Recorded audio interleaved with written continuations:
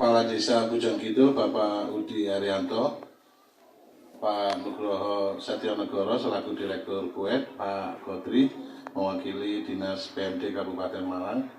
Pak Godri ini sejak mahasiswa sudah sering main ke rumah saya di Selayar karena Mas Godri ini teman sepupu saya, Mas Njuk, juga temannya Mas Gus Menteri di UNY dulu.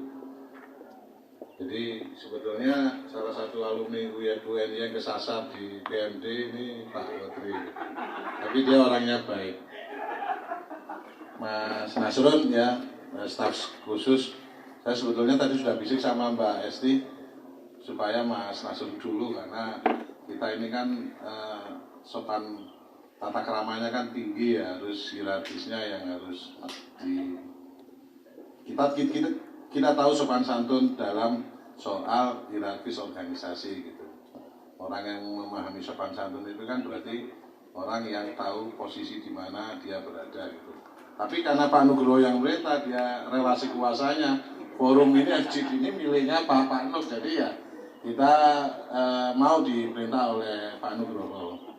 Apalagi bicara soal yang agak sulit, soal militansi. Waduh, ini lebih sulit lagi karena militansi ini bukan soal dipengaruhi oleh pendidikan formal, karena militansi itu sudah gawan bayi, sudah tercetak sejak lahir gitu. Militansi yang disampaikan oleh Pak Nugroho dalam konteks pembangunan ini, Bapak Ibu sekalian, itu ada dua sebetulnya. Yang satu berbasis vokasional.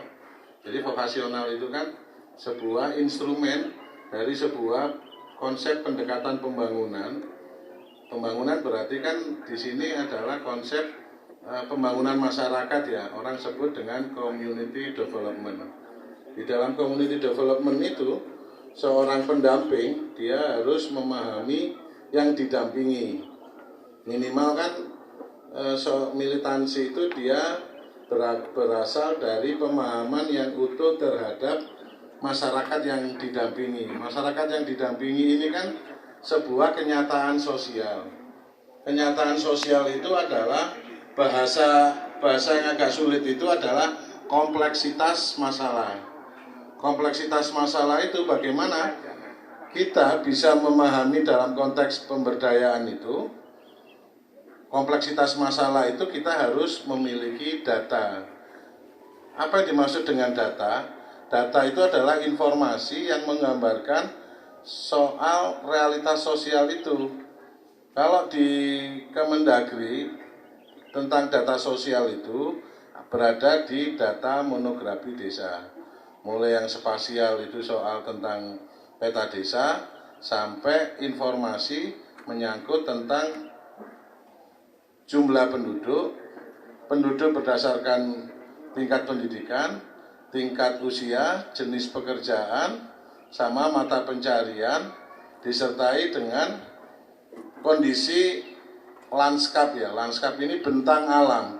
Kalau ini kan bentang alam Bojonggidul ini kan dimaknai dia berada di wilayah pertanian yang berlandai, tapi kalau dilihat dari geodesi, landainya topografi kemiringannya itu lempung yang kalau kita cuil itu tidak longsor gitu. Lempungnya lempung padat. Jadi kalau ada isu tentang kelongsoran itu pasti kita akan melihat data dari yang dikeluarkan oleh dari Kementerian PUPR atau data spasial geodesi tentang kemiringan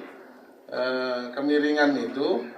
Dan juga disertai dengan tipe curah hujan ya. Kalau tipe curah hujan tipe C, Smith, maka hujan deras disertai dengan angin kencang, itu yang menyebabkan pola mata pencarian penduduk, baik pertanian kalau di sini pertanian sawah teririgasi maupun sawah yang tidak teririgasi atau tegalan dalam bentuk sayur, itu pasti akan menimbulkan peranata kelembagaan sosial. Ya, ini kan data sosial, ada jumlah informasi tentang kependudukan, ada informasi tentang kelembagaan sosial yang ada di desa, yang kemudian kelembagaan sosial itu membentuk yang namanya hubungan sosial, pertukaran sosial, tapi situasi desa hubungan sosialnya adalah hubungan yang asosiatif, yang kerjasama. Hampir tidak diketemukan hubungan yang disosiatif atau tidak kerjasama. Kecuali kalau hubungan disosiatif itu terjadi jika pilkades, itu pun hanya sebentar. Jadi orang itu jengkel kalah terus nggak terjadi hubungan kerjasama, itu pasti setahun 2 tahun akan kembali rukun sebagaimana warga desa. Pendamping desa harus bisa memahami soal ini tentang realitas sosial ini. Karena apa?